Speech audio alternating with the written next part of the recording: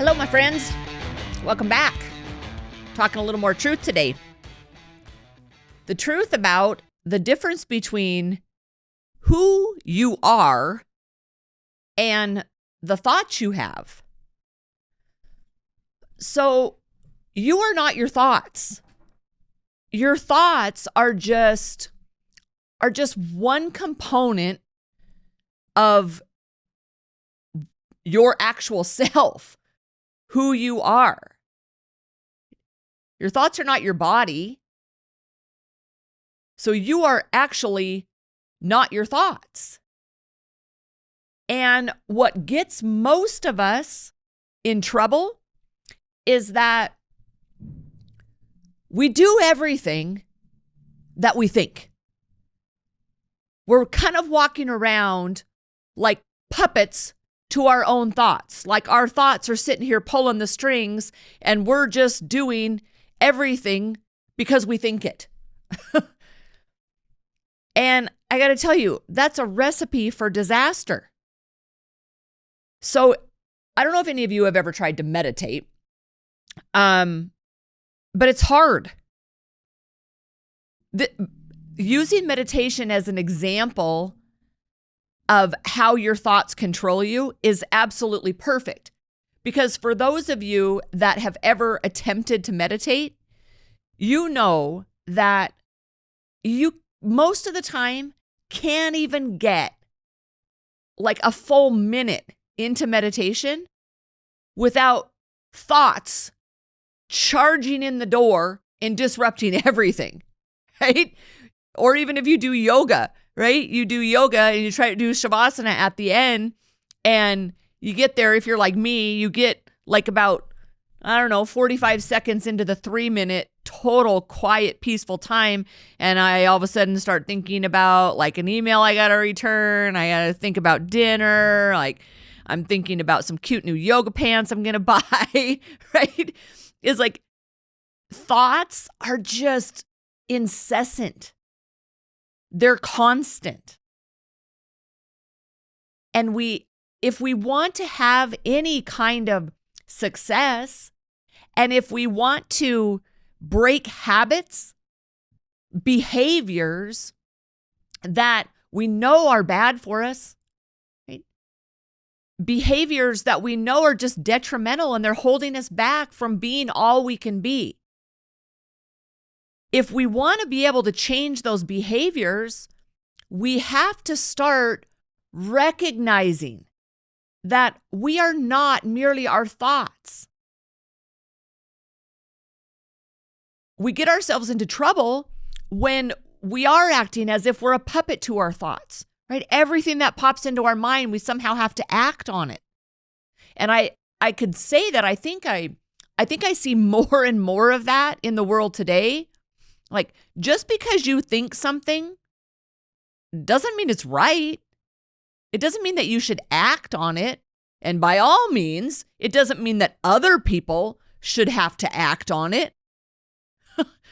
So, this has been kind of in the forefront of my mind in dealing with my kind of recovery from alcohol. This is kind of a cool thing. Like I am discovering so many new powerful tools in truly breaking free from the struggle that I had with alcohol. It's just so fucking cool, you guys, because there's so many of the things that I'm learning that aren't specific just to alcohol. They're powerful lessons and learning in absolutely every area of life. And it's been powerful and really just kind of super cool for me, because as I learn these things and as I discover these things for myself, I'm able to then turn on a microphone and share them with everybody else out there and go like, you know what, maybe your deal isn't alcohol. Maybe it is, maybe it isn't. But even if it isn't, here are things that I am doing that are truly changing my life. And a big part of that is separating myself from my thoughts. And I can't fully explain why I have not really struggled since I went away to treatment. And a lot of people that have been through recovery are like, oh, it's just because you're in the honeymoon phase. Like that's going to wear off. And then pretty soon you're just going to want to drink all the time. And it's wrong. I'm not in a honeymoon phase. There's a couple of reasons that I can point to when I try to figure that out. And, part of me is not really trying to figure it out. I'm just kind of accepting it for what it is. And thank God, right? A big part of it is that I really did have like a completely spiritual transformation. But another part of it that I attribute my success to and kind of my freedom from even really overwhelming thoughts of alcohol is my past discipline. So discipline, I've talked about this plenty of times, is like, I was not always disciplined, not at all. Like I was the fifth kid in my family. I pretty much was raising myself. I was on my own. I did whatever I wanted. And I had absolutely like zero self-discipline. If I wanted it, I did it. If I thought about it, I acted upon it. So now, fast forward, I'm 49. Thank God I have actually developed a lot of self-discipline over the years. But I had never really realized that that's what I was referring to as self-discipline was more specifically my ability to remove myself from what I'm thinking. So let me give you a for instance, like when I was training hard in CrossFit, okay, because of my goals, physical goals, if I thought about something, I learned very quickly, if I thought about eating something that wasn't good for me, or if I thought about eating cupcakes, that was always kind of one of my things I always thought about. Like, I don't even like cupcakes, that and donuts, and I don't even like sweets. But back then, I would, I have this thought like, oh my God, how great would it be to have a donut? It was a very fleeting thought, but it would pop in my head. And because of my goal, right, I learned to separate that thought from my actions. Because just because I thought about something didn't mean I had to act on it. And there's a big sense of maturity in that. A funny story to share with you.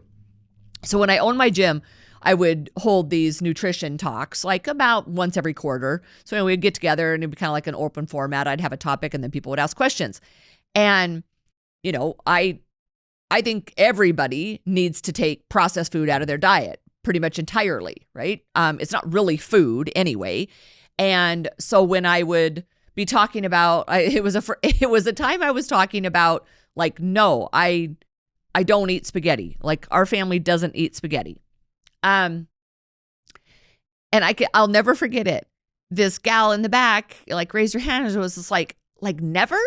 I'm like, no, never, because it doesn't actually fit into what we want with our life, right? It's not healthy. I feel like shit after I eat it. No, we don't eat pasta. And she's like, but I really like pasta. And at risk of sounding just like a total bitch or condescending, I was like, well, yeah, but are you 12? Because that's like a 12-year-old statement. Think about that. Well, I really like pasta. Well, eat it then. I don't care. But it is a very immature way to act upon your thoughts and your impulses, right? It's very juvenile. And that's what we teach our kids, right? Just because they want something right then or just because they think about something at the moment doesn't mean that they have to act on it, and it doesn't mean that they get it. But it seems almost like as adults, we forget. We forget that. But if we want to have any level of success and then ultimately, freedom from constantly being this puppet drug around and acting upon everything that pops into our mind, if we want to be able to get to that level, then it requires us removing who we are from our thoughts themselves. And that's a big practice it would be a huge practice in weight loss, it is a huge advantage for me in overcoming any issue with alcohol. Because for years of my life, years of my adult life, I had developed a high level of self-discipline through removing myself and my actions from every thought that popped into my mind. And that takes some work to get there, right? It takes some work to even first just be aware, like, what am I thinking?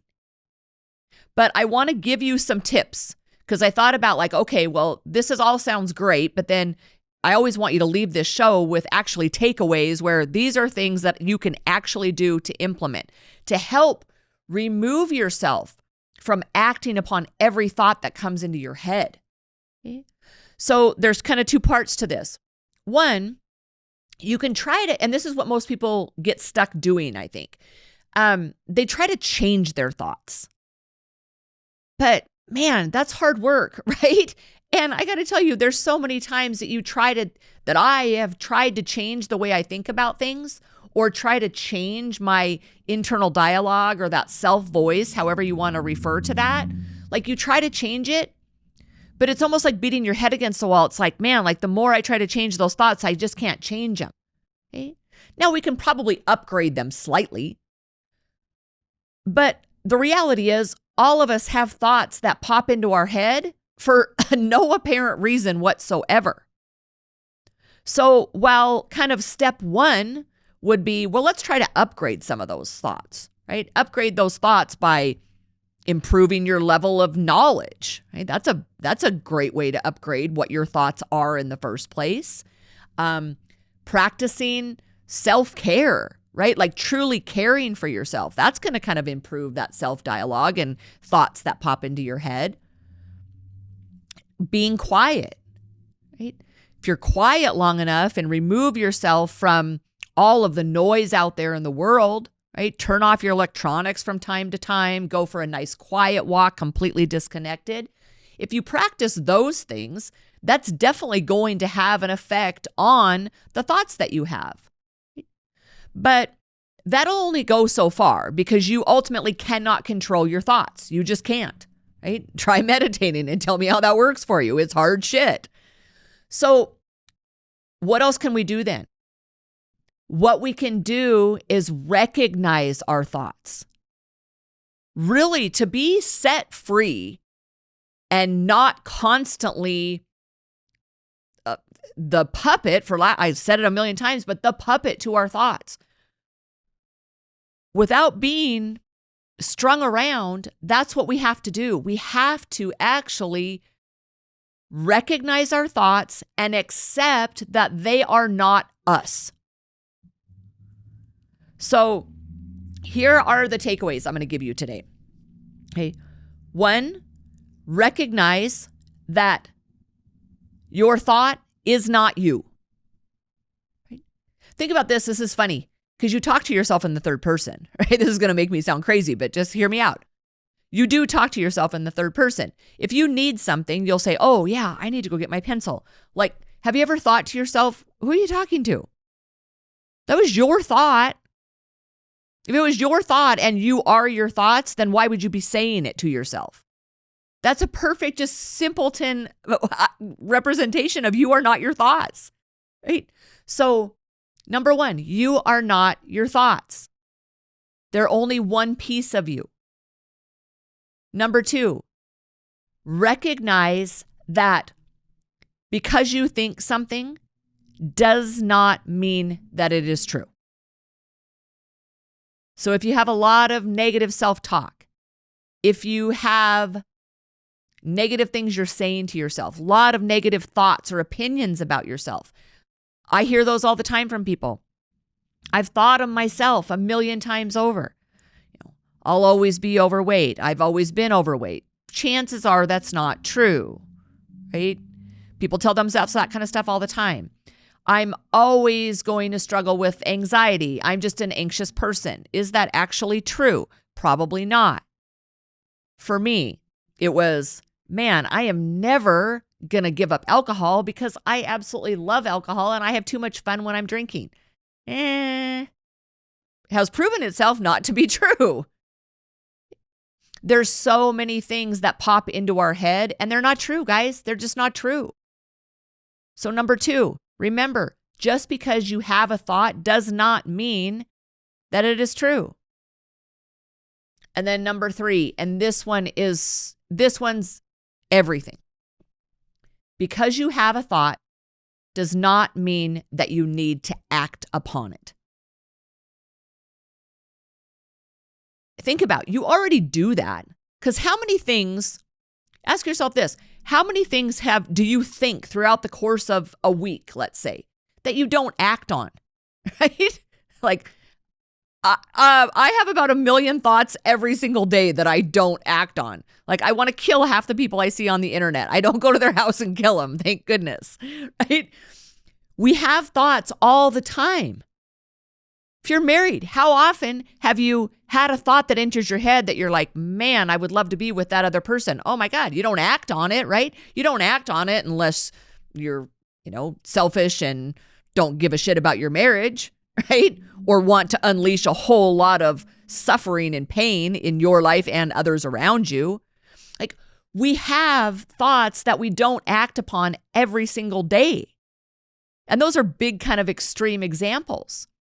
But it's important to remember because you're capable of it. You have all the power you need within you to have a thought and then not act on it. We do it every day. So you need to be asking yourself, what things that you act out are holding you back? What's keeping you from losing that weight? What's keeping you from finding a new job? What's keeping you, if you're in Strong Start, what's keeping you from finishing those 90 days? 90 days isn't long. What's keeping you from it? The answer is going to lie in that your thoughts are controlling your actions. So here's the deal. Well, this is the truth that I'm going to leave you with today. Yes, your mind acts like a GPS. What you think about is typically where you end up going. But I would argue it doesn't have to be. Your mind does not have to be controlling you. You can choose to separate your actions, your physical being. You can change the connection you have with your thoughts. You do not need to be a puppet to them. You are so much more than what you think about. And learning that key skill, guys, that is like the key to life. That is the key to self-discipline and having a mature approach to life. You don't have to give in to every thought you have. And as soon as you recognize that, you are going to feel a new sense of freedom, that you are fully in control of the way you behave and the way you carry yourself and the way you actually accomplish all of the things that you're trying to accomplish in your life. For those people that, like, I was in recovery with, I wish I could go back now and go, man, this is what I can see.